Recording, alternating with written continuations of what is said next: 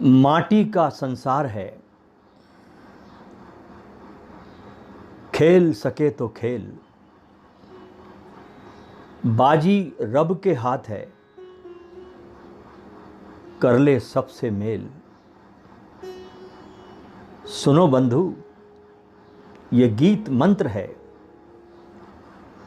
इसे जपो पूरे मन से, इसमें छिपा कुछ भेद है।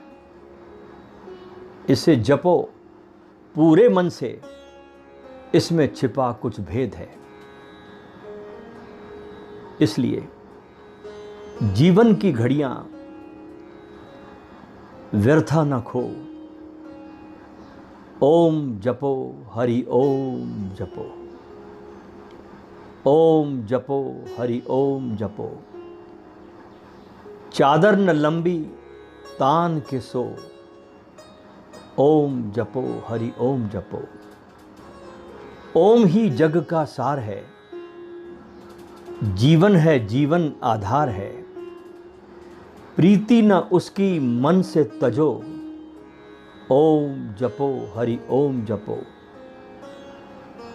चोला यही है कर्म का, करने को सौदा धर्म का। इसके बिना न मार्ग कोई, ओम जपो हरि ओम जपो। मन की गति संभालिए, ईश्वर की ओर डालिए। धोना जो चाहे तो जीवन को धो, ओम जपो हरि ओम जपो। चादर न लंबी तान के सो, ओम जपो हरि ओम जपो। ऐसा समझे जैसे अणु के एक छोटे से कण में विराट ऊर्जा छिपी होती है, या छोटे से बीज के गर्भ में कोई बीज हो छोटा सा, उस बीज के गर्भ में पूरा वृक्ष सोया हुआ रहता है। ऐसे ही मंत्र की बहुत गहराई में उस मंत्र की प्रचंड आत्मिक ऊर्जा छिपी रहती है।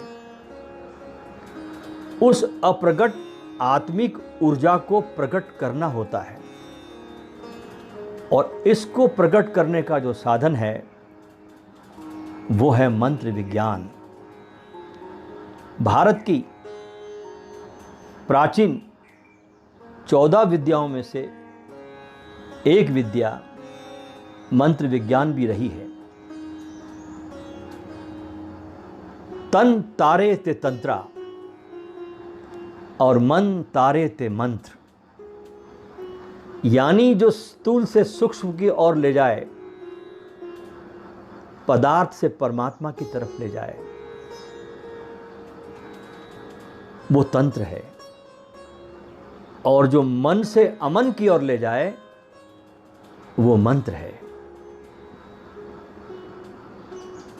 दोस्तों, मंत्र एक ऐसी चाबी है जिससे अमन के द्वार पर जो अहंकार का हमारा ताला लगा हुआ है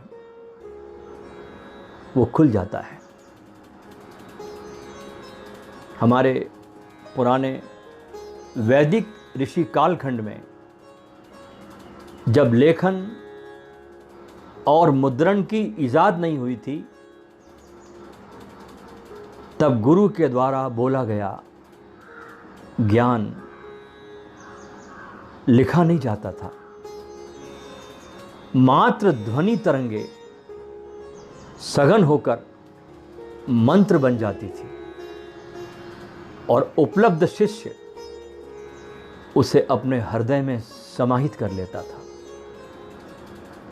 इसलिए महत्वपूर्ण बात यह है कि मंत्र का कोई अर्थ नहीं होता, वो एक विशुद्ध नाद है, एक ध्वनि है। जैसे व्रीम, क्लीम, ओम, हुम, हु इत्यादि।